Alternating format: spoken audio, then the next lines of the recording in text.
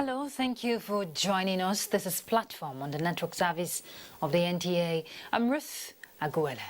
In 2018, African countries signed a landmark trade agreement, the African Continental Free Trade Agreement, which commits countries to remove tariffs on 90% of goods, which could see the continent significantly improving its inter-trade levels, thereby boosting the economic welfare of Africa.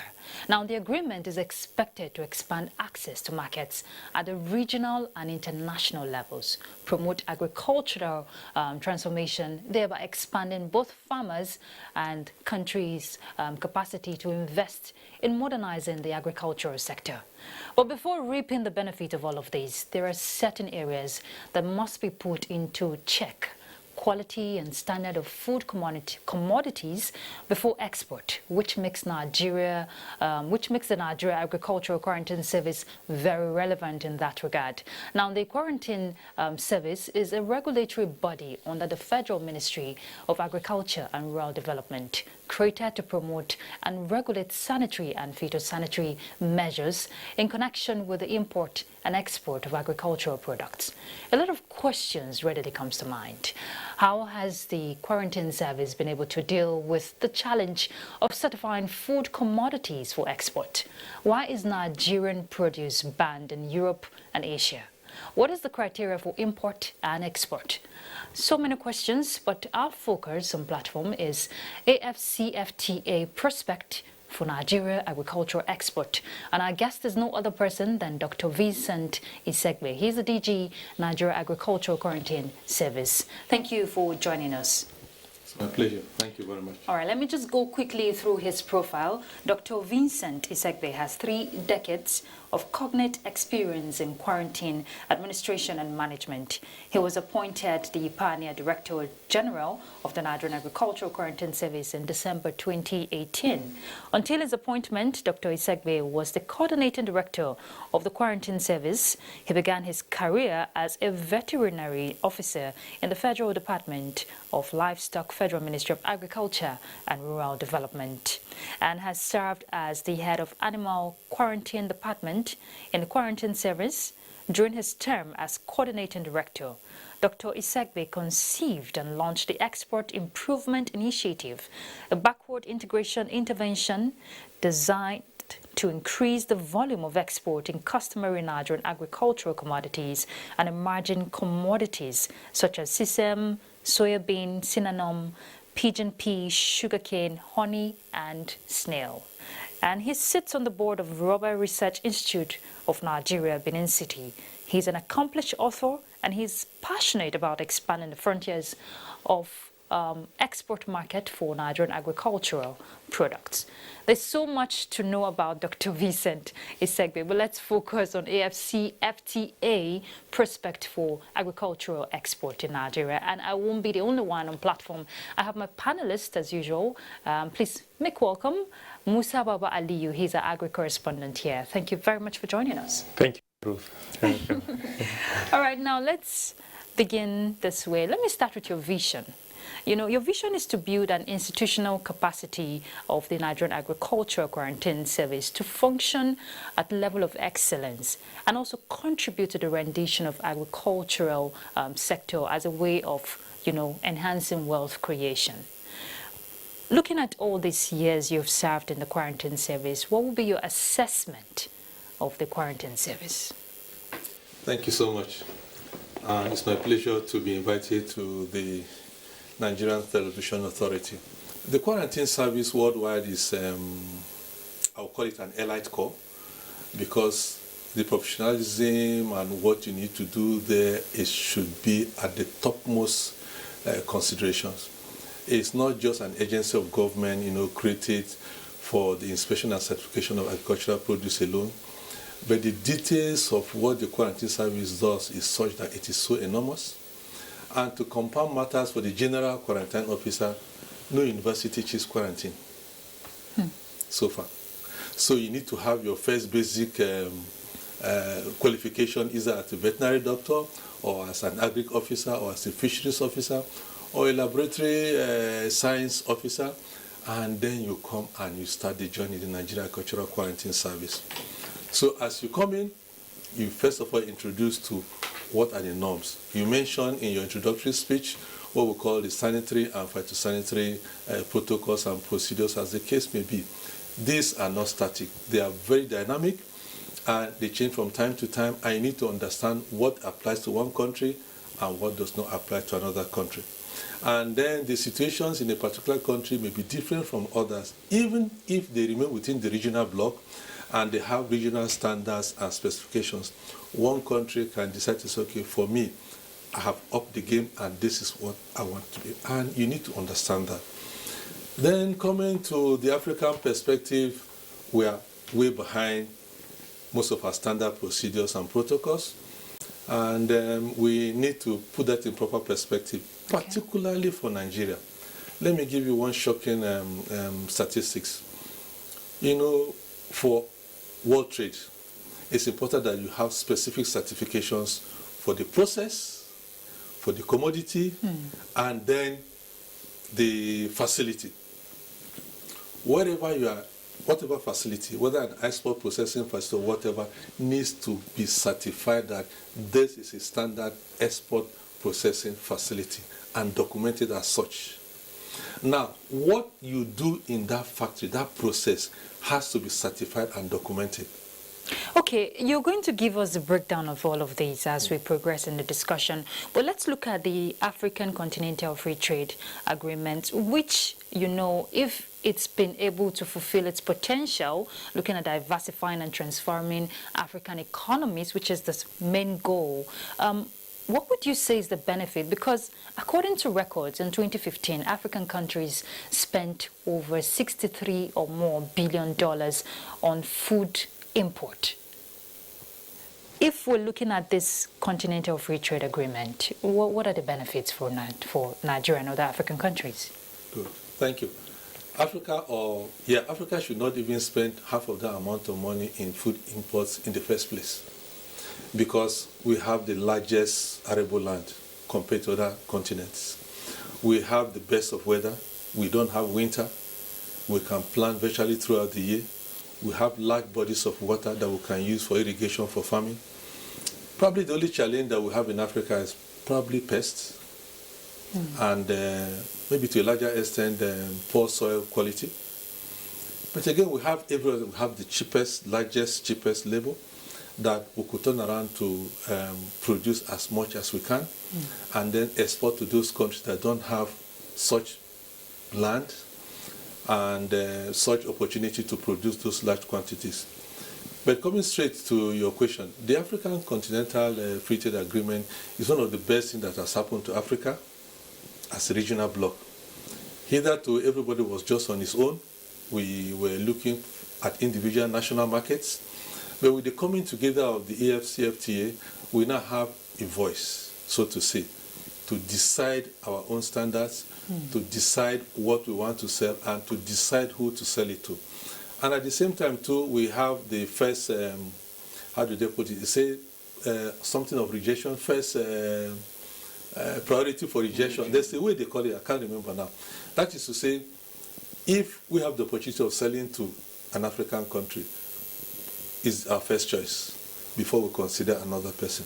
So that gives us a lot of protection and power, so to say, to be able to fend for ourselves and to defend our economy, so that other regional bodies do not take us for granted and determine exactly what we should do. I'll give you just one example.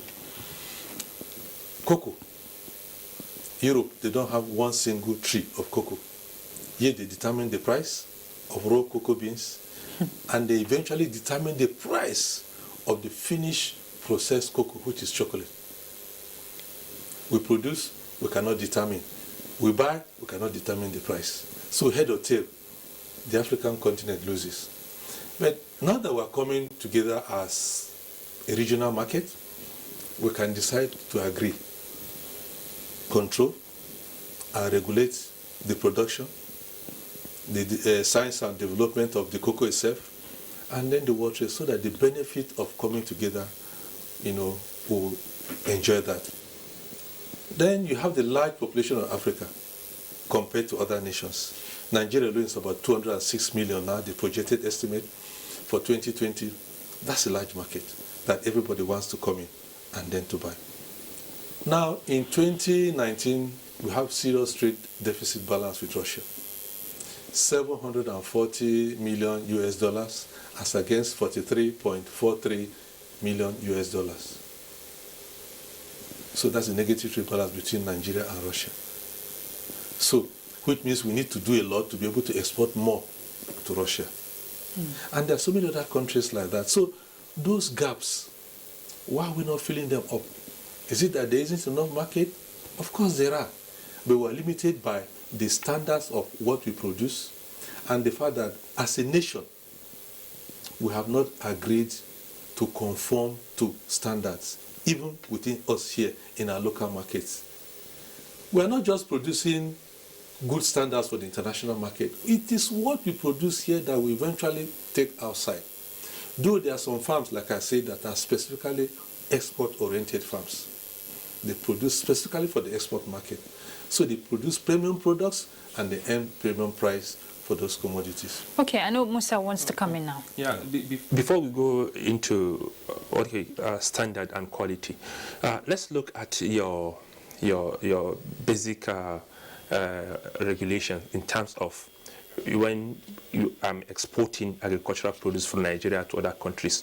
What are the criteria put in place for me to meet before I'll be able to allow to move my agricultural produce out of Nigeria? Now, every commodity has its own specifics. You have the roots and tubers, you have the vegetables and fruits, you have the grains, then you have other processed, value-added products that we have in the country. So, and like some countries, take snail. The US will not like to take fresh, live snails. They will not. But the UK will take frozen and processed snails. So you need to know which country you are exporting to. That is important for you to know. And that's why we encourage anybody intending to do export to come and sit down with us. What commodity do you intend to export? And where do you intend to export it to? That is one thing we need to know. But the basic thing is that it's important for us as a nation to understand that the export market is not an all-commerce market. It's not everybody that wake up today and say, I want to export today. Because like you rightly pointed out, there are standards for you to maintain for each of those commodities, and there are parameters in those standards. There's pesticide level, there's even the color of the product, there's the shape of the product, there's what we call mechanical damage, so to say, debris, deaths, and all those things that you need to look at. Okay, after looking at all those things now and looking at the continental free trade now, does the continental free trade altering your own procedure? Because it's a free market now. Once I produce, I can go to any African countries to sell. So does that mean that your own criteria now is not tangible looking at the continental free trade agreement? We are working closely with the AfCFTA Secretariat. Very, very close. In fact, they're one of our strongest partners because we're doing the same thing. Our goal is the same thing. The AfCFTA is coming to help organize that market into a very strong force to ensure that they're able to go into the market. The quarantine service is ensuring that when they organize the market, they can have access to that product going out. So we're partners in progress. We are not working as crossroads with each other. No, we are working together with the AfCFTA Secretariat. But once the AfCFTA have the criteria for that trade and what they need to do, it's important too that in the AfCFTA there are standards embedded in those commodities, and people should know exactly what they need to do to be able to sell. Okay, and I know working very closely. Okay, I know if we're looking at the Continental Free Trade Agreement, African countries have been urged to develop, effective policies and strategies that will work well for them if they're looking at industrialization, value chain development, and all of that. But from what you're saying, yes, the trade is free. We call the shots now. We decide the kind of value we want to render, the kind of service, and all of that. But in all of this, do we put aside quality and standard of this produce? Because it's not just for the African market. Subsequently, even if Africa grows, we're going to look at the international market. Definitely. So what are your thoughts? That's exactly where we're going to. Quality, standards, traceability. You know, you need to have all those things in place. The quality, like I discussed about, you have to meet it. What is the pesticide level? What is even the humidity of the grain or whatever? Is it free of bacteria? If you're exporting vegetables or meat, does it have what you call either E. coli or salmonella? Those are bacteria that can cause food poisoning.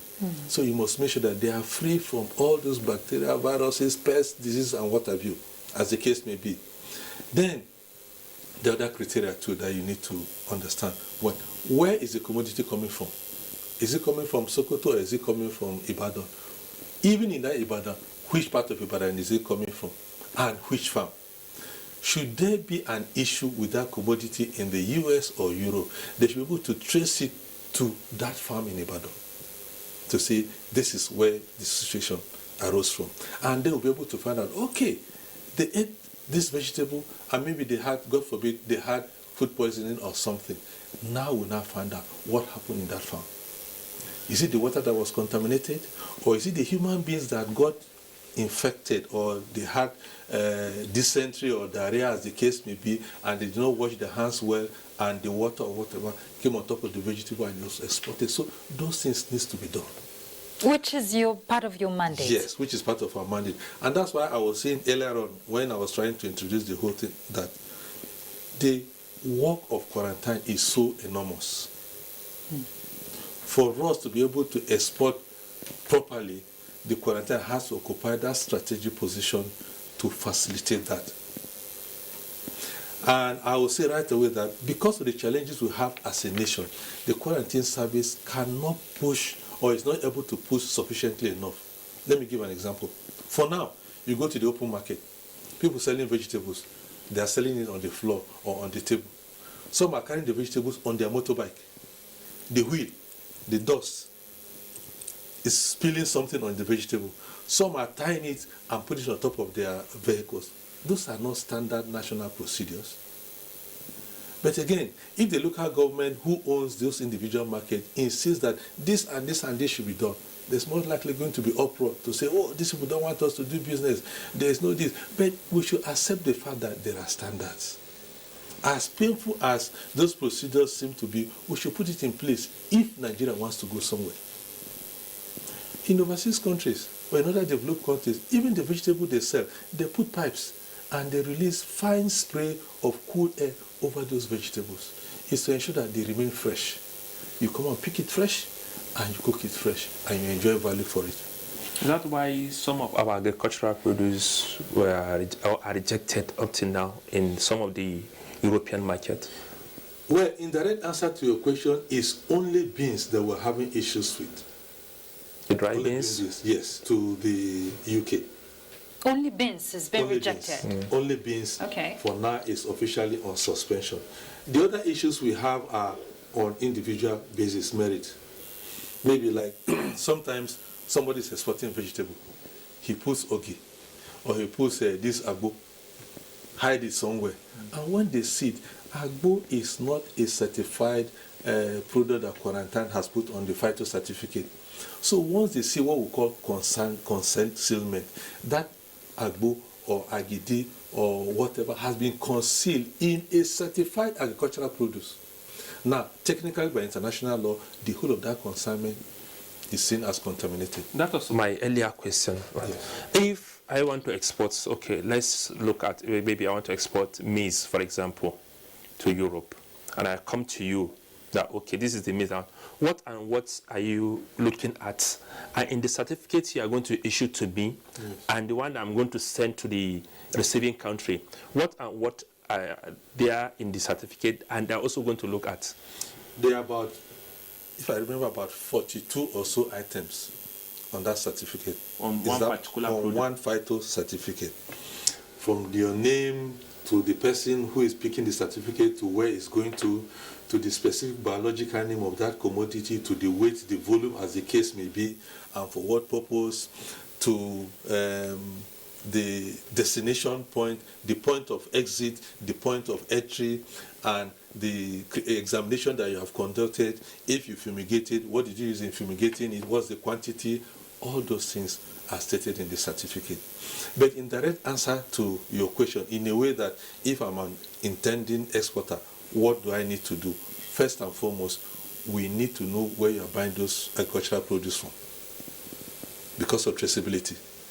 That farm. And that's why, if I digress a little, the Quarantine Service established what we call the export certification value chain, to try to accommodate each commodity in a specific format ready for export.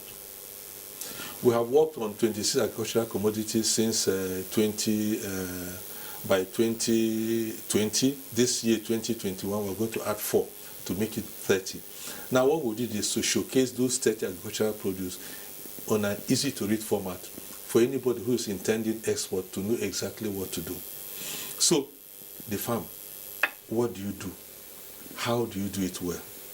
What pesticides to use? When to grow it? When to harvest it? How to store it in the warehouse? And from that storage in the warehouse, who is buying from you? And where is it taken to before it gets to us at the export desk? Now, we are doing that because we don't want farmers to bring some to the exporter to bring maybe 10 containers for inspection and certification. And at that point, we say all the 10 containers cannot be exported. Okay, and see it as a loss. Yes. So that's why we're doing backward integration to inform even the farmer, the supplier, the exporter that, look, this is your expectation once you come to the field. Probably in answer to your question, instead of answering what do you need to do, let me tell you what you do wrong that can make it your product to be rejected. Those ones are easier to list. So, okay, go ahead. It can take 1 hour in explaining what process you need to do. So, but if I list what can go wrong, because we are able to identify about 12 or so, it will be easy to know. 1, phytosanitary certificate. For you to obtain a phytosanitary certificate, make sure that you obtain one from our legal office. Because we've realized some people are going to fake the certificates. We've been having issues with that. Certificate is genuine, it's not altered, it's not mutilated. Now, whatever you declare in your certificate is what you should export. Issue of concealment is not there. And then you should know exactly what are the prohibitive items. Don't export any prohibitive item. Like, people who do a lot of this agbo and this bark of trees, they just go harvest the bark of trees for traditional medicine. Now, we don't want you to export it raw like that, because in those barks, there are furus that harbor pests that may be incriminatory in another country. Some countries have been able to control particular pests since 1946, like Mexico. They don't have capra beetle in their country. You know what I find quite fascinating about what you're saying? I know the Quarantine Service released a revised guidelines for this export.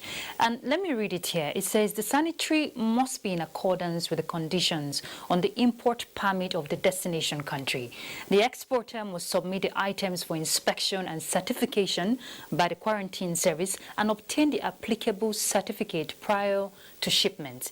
Now, we get to see that the Quarantine Service ensure that everything meets standard.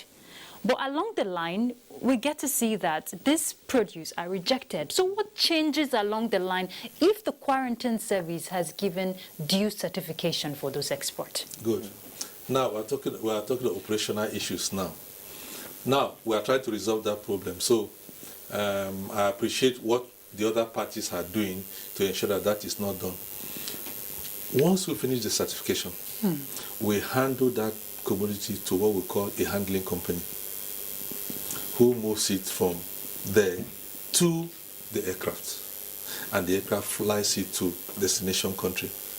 Now, we have realized that there are some issues between our certification and the product getting to the destination. One of it, cold chain. Some of the handling companies, they have failures in energy, in maintaining cold chain where those things are kept 1 or 2 hours before they are flown. That is one issue that we're having. Sometimes we realize that while those things are there, there's connivance.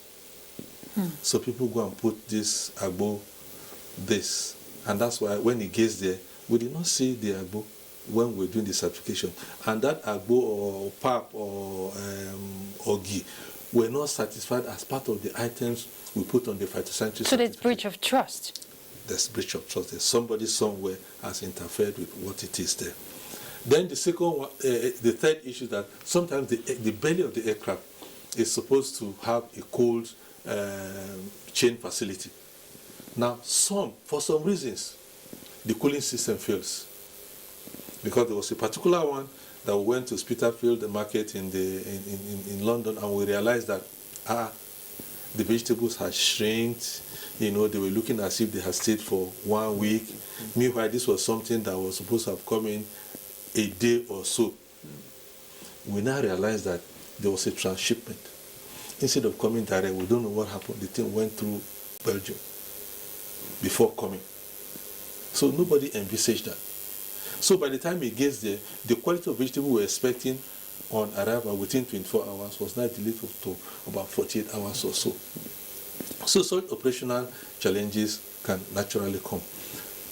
On our own part too, it could be possible, like we had issues with the diclovers issue of pesticides, that at the end of the day, some of those beans did not even pass through quarantine service. How did they jump the quarantine service? They were not satisfied by quarantine service. The first 2 consignments of beans that were intercepted, for which Nigeria was banned, did not pass through quarantine. They did not have quarantine certificate.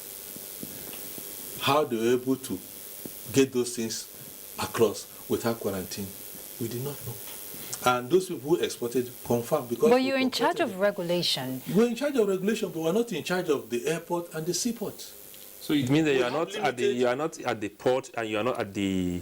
Yes, we have limited areas that we are restricted to in the name of ease of doing business. But you have collaborative, there's collaboration with other agencies, or you don't collaborate I with can speak of my own agency, and I want to hold my staff responsible for what goes wrong. I cannot hold another staff responsible for what goes wrong. So if we are supposed to be where we are supposed to be and we are not there, and something passes where quarantine is supposed to see it and we did not see it, like it happened during those first 2 issues. Remember, the NTA was witness to the fact that when the executive order came up and when the issue of ease of doing business came up, we had issues. We were like asked to leave the airport officially, that we should not be there, and we were wondering, this is the government agency that certifies the agricultural produce. So we're still pursuing the review of that circular. The minister is handling that right now to ensure that we are properly placed at where we're supposed to be. Not that we'll go and beg them, please, this job is important, can I stay here? Then tomorrow when they change the new chief executive, he says, the order says quarantine should be out of that place. It does not augur well for smooth operational efficiency. So we still have that challenge, but the minister is working on it. In fact, I just had a meeting with him yesterday, and those are some of the issues that he says that he's working on to ensure that that thing is properly done.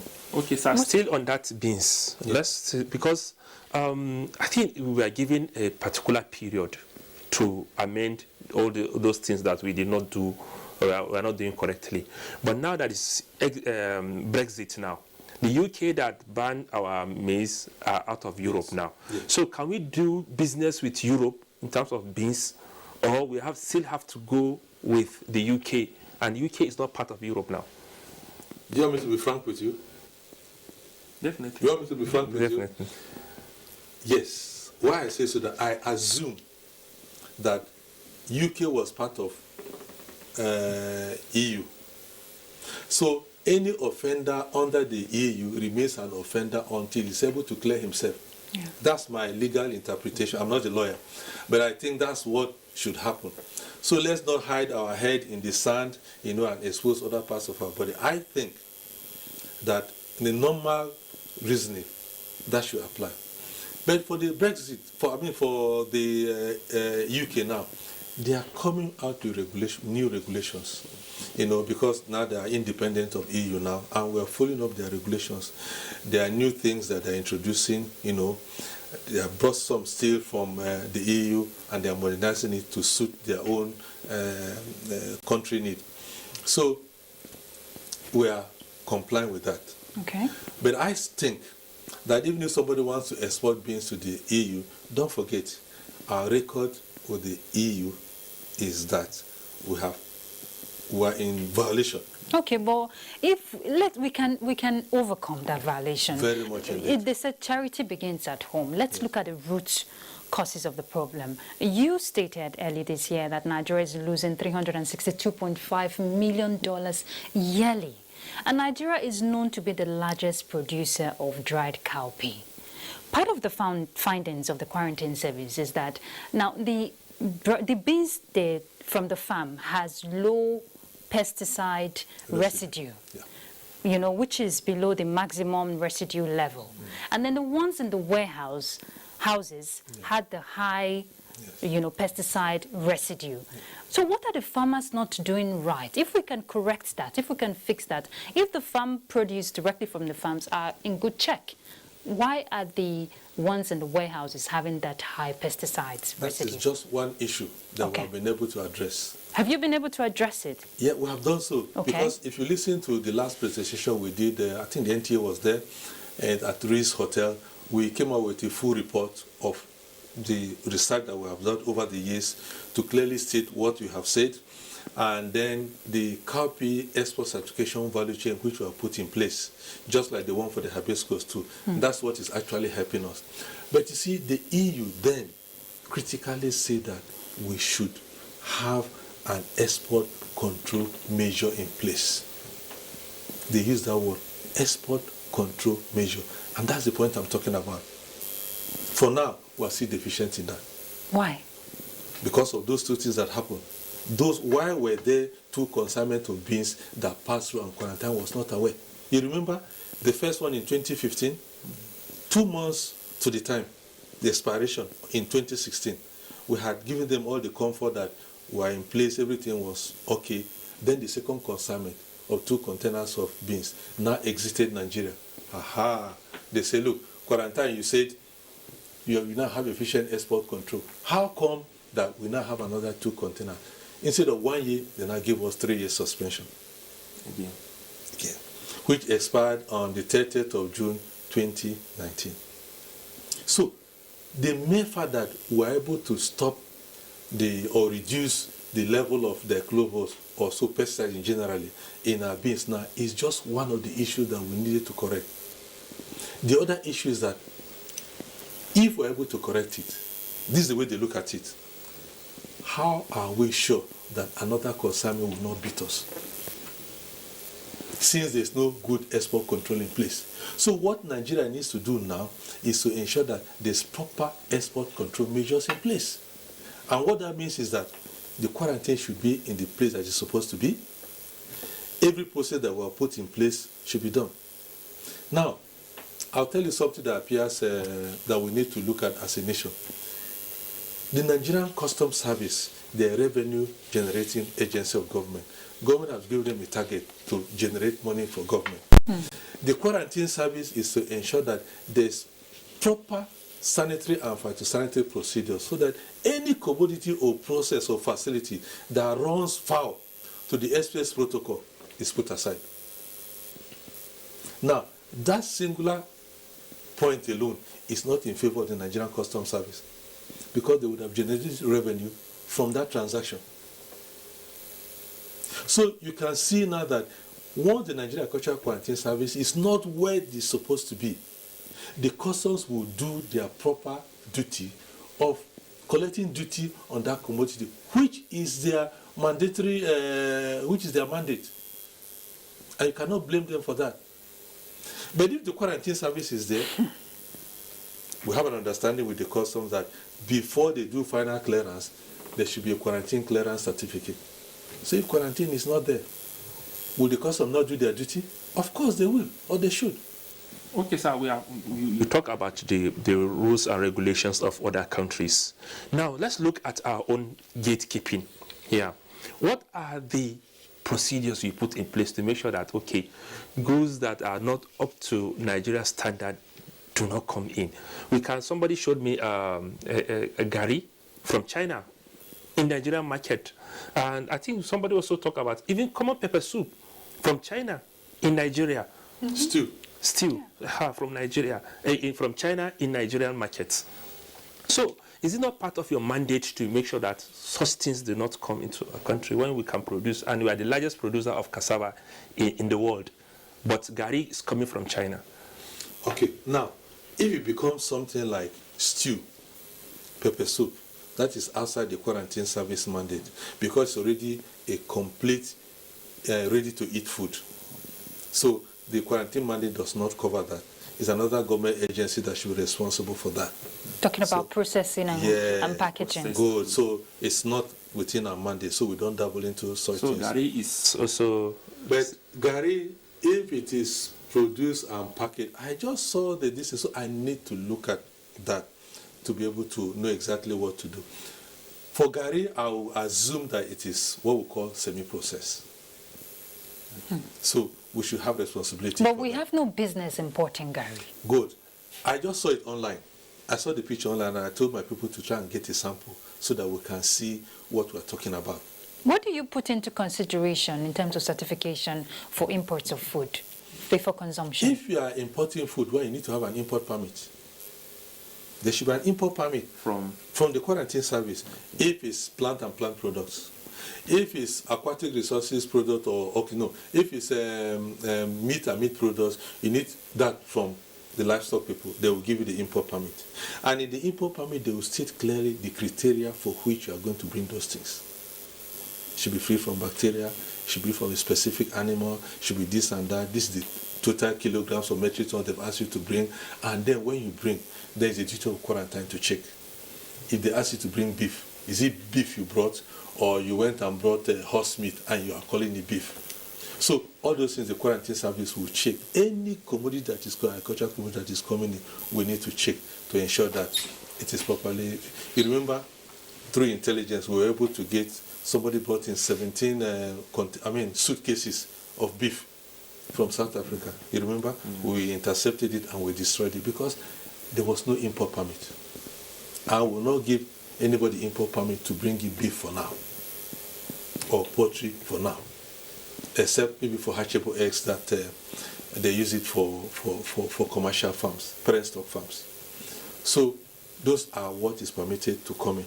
So it will be clearly stated in the import permit what should come in. And if you don't have an import permit, like the case of donkey meat, there's no export permit. Nobody will give you export permit. So if you bring it to quarantine, we intercept it. It's even in the custom export prohibition list. So everything is against anybody trying to export donkey skin. I'm talking about import and export now.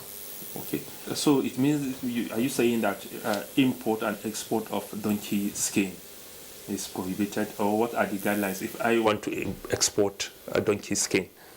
For now, you cannot export donkey skin, and nobody can export donkey skin except he meets the quarantine criteria for the export of donkey skin.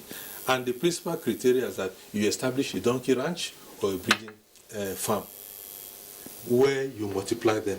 And from that stock, you can slaughter skin, and then you export. But going into the national head and to buy donkeys and slaughter them illegally under very poor hygienic conditions, even exposing the people in the locality to public health hazard, is not permitted. What about plantain?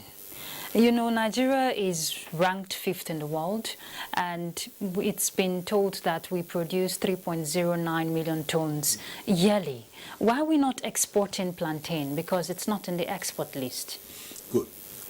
We have not developed the export certification value chain for plantain yet. It's not amongst the 20 that we did. But I can bet that why we are not able to do so is because we don't have specific varieties of plantain that we can export. If you see the fingers of banana overseas, they are long, smooth, very beautiful. No black spots.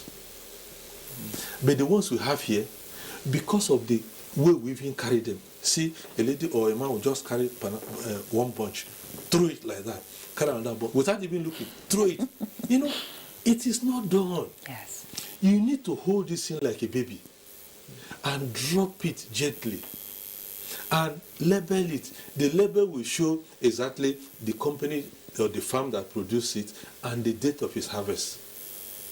Those are the things that attract products to the international market. The way we produce our own, it will be very difficult for it to go to the international market. So what I would suggest in such areas and for such commodities in the export certification value chain, which the quarantine service have put in place, is that you add value to the product. You can flake it and have banana flakes. You can fry it and have fried plantain And chips. You know, and then export such. In fact, you get more value than exporting the raw plantain fingers. And you know, that's like one of the most valuable processing, talking about the plantain chips. Don't mind me, I love plantain, that's why I'm saying that. So Musa, I know you want to ask a question. Yeah, yes, the issue of yam. Yes. What happens to our yam export? After the discovery of some bad, what do you call it, produce in UK. So we've not been hearing anything about yam. Are we still exporting? We are still exporting. Virtually all the commodities that we have been exporting, we are still doing so. This issue of this yam has refused to leave the national arena. The issue of yam principally was because the person that took his to UK, again, decided to opt not to go through quarantine. Okay. Remember, his partner to the US took his to US, and he had no issue. Now, to compound the matters for the person that took it to the UK, he engaged Kabu Kabu shipping line that was going from one What port. do you mean by Kabu Kabu shipping line? Of course, it's going from one port to another now, picking cargo. And by the time it got to UK, the yams had cooked itself, so to say, because of the high temperature in the ship, in the vessel. Wow. And there was no cooling facility there. So by the time he got there, virtually all the yams had rotten. Of course, was it on NTA or maybe another media? They interviewed him there, and he stated all those things. That the shipping line took a very long time for it to come. And of course, it's somebody that opted out, because I was there in Lagos that day. The person that took his to US clearly said that the minister had warned that he must subject his own. And from what I heard later on, somebody told the man that quarantine certificates is not needed in the UK. Okay. So why should he bother himself? He said, He said yes. So he took the risk. Let me take you back to the issue of pests. Yes. Now, part of your mandate is to prevent the introduction of animal and zoonotic diseases and also, pests for plants. We've seen Zambia record wheat blast, which hit Africa just sometime, was it last year or so? Correct me if I'm wrong. Since 1985, when it was witnessed in Brazil, it's not been witnessed in Africa. Why are we seeing that? What is the quarantine service doing to protect Nigeria, so to say, because of such, pesticides? Good. You see, control of pesticide is very, very expensive. I mean, control of pests is very, very expensive. In fact, it can wipe out the whole national budget of a country. And it can wipe out the whole produce of a farm. It can wipe out the whole produce. That's number two. Now, between New South Wales and Queensland, the state spends $5 million Australian dollars just to control fruit flies. Convert that to Naira. Just one pest. The pest that affects oranges, mangoes, makes them get rotten and they fall. Now, come to Mexico. In 1946, they'll be able to eliminate capra beetle. So they don't want anything that will carry capra beetle to their country. So they are stringent in ensuring that their national countries or countries ensure that their quarantine services are so stringent that they don't allow such things to come into the country. For now, we don't allow cassava cuttings. Okay. And then maize, we are careful with maize that are coming into the country because of two major viral diseases. For viral disease, there's no treatment. Yes. You have the cassava brown streak disease in cassava, and then you have maize litter necrosis disease in maize. Now, cassava and maize are the two most staple crops in Nigeria. So you can imagine if anything happens to the cassava in Nigeria, no gari, no eba, no so many things, no high-grade cassava flour, no, a lot of these things. Then another thing happening to maize, no tuwo masara, no pap, no this. You can imagine what will happen in this country. Or even wheat, you know. Wheat. So, like we talked about the wheat, we are trying as much as possible to monitor the entry of those things. And for every import permit that we give, we do what we call the pest risk analysis. If the pest risk analysis is in favor of the importation, we give the import permit. But if it is not, we will not give. There's no way we'll give you import permit to bring in cassava cuttings from South, Central, and East Africa. Because the cassava brown streak disease is already there. And the maize litter necrosis disease, we are working closely with IITA in trying to find out a way that we can continue to have an advanced information, early warning system for those things in place. That's why we're saying that the quarantine service is an elite core. We have so much to do. People just think that it's just standing by the entry points, border inspection posts. Can this one come in? No. There are a lot more that we're doing to safeguard the agricultural economy. We're a research-based organization. We do a lot of research to ensure that what is here, we know what level they are and to what extent they are going. Our ears and our eyes are open to what the international community know what is happening in those countries so that we can safeguard ourselves, in so many ways. And I think somebody we were discussing, and I said, in my own expectation, if you ask me, based on the level I want the quarantine service to be, I would say we're just about 19 to 20% of what I would have loved to achieve. And you also said, some time back that the quarantine, looking at plant health infrastructure, if 50 billion naira is invested annually, it will help boost plant health infrastructure. Would you say majority of the challenge for the quarantine service is funding? Because from what you're breaking down for us here, there's a whole lot that needs to be, if we want to look at food safety for consumers. I must commend the NTA. If you have done a lot of background work on issues that were raised in the past, and I'm happy that you have that at your fingertips and you're reading out the statistics that we had earlier, espoused to the country. I'm grateful for that. That means NTA and the quarantine service were working closely together. So I want to thank the management of NTA because I'm happy to see that some of the issues that we raised 1-2 years ago, even in this platform, you are bringing it up. Thank you for that. Yes, it's important that, that's why I said I've just been able to say maybe 19-20%. Because to have an efficient quarantine service for the country, I need a staff of at least 3,000 to start with. What is the present manpower now? You can't put a number. We're just about 646 as of yesterday across the nation. We are not there.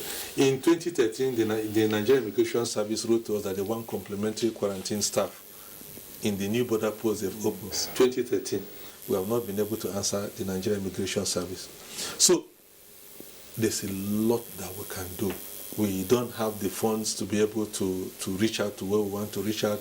We'll be able to put some of those things in place. But the major thing remains is that we need more government attention to the quarantine service. We have a lot of responsibility under the AfCFTA to be able to prevent Nigeria from being a dumping ground. Because if the quarantine service of this country is not strong, look at the 205 million Nigerians. It's a massive market. Everybody wants to export into the country. So it's the duty of quarantine to serve as a shield, to only accept the good ones and reject the bad ones. Or else we'll end up servicing the economies of other African nations. Okay. While they'll be checkmating our own. It appears we have not been able to understand the import of standards and traceability. You just go to the market, you buy something, you take home. You don't care where it's coming from, who has produced it. You buy beans, there's a lot of stones inside. You buy sesame, the local ones, a lot of sand. Fine sand inside. Yes. See, these are things that should not be in the first place. But if you go down, is there any threshing machine for sesame that is on the farm that the farmers can use? No. So if there's none, what does the farmer have? He still has to thresh it the traditional way. So he cannot take all the blame, because for one reason or the other, as a nation, we have not set standards and we have not provided enough for the farmer. So at the same time too, the farmers are not supposed to wait for government to provide everything. They should form cooperatives.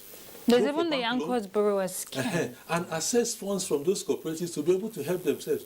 After all, if they make the money is not made to government, the money is made to the farmers. They only pay tax. Dr. Isegbe, I know you have so much you want to say, but again, if we look at these farmers, majority of them is just a means of livelihood. They're just surviving.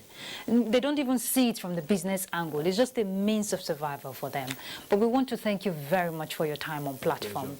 I know there's so much you want to explore here for us. Thank you very much. Thank you. My pleasure. And I'm grateful to NTA too. All right. And our agri-correspondent, Musa Baba Aliyu, thank you very much for your time. All right. And yes, we've been looking at AfCFTA, you know, the prospect for Nigeria agricultural export. There's so much we're blessed with in this country. We don't have any business importing any produce. What we need to do, like what Dr. Isegbe has said, we need to leverage on what we have, and we need to pay close attention to our food safety. That's Platform. Thank you very much for your time with us. I'm Ruth Aguele. Bye.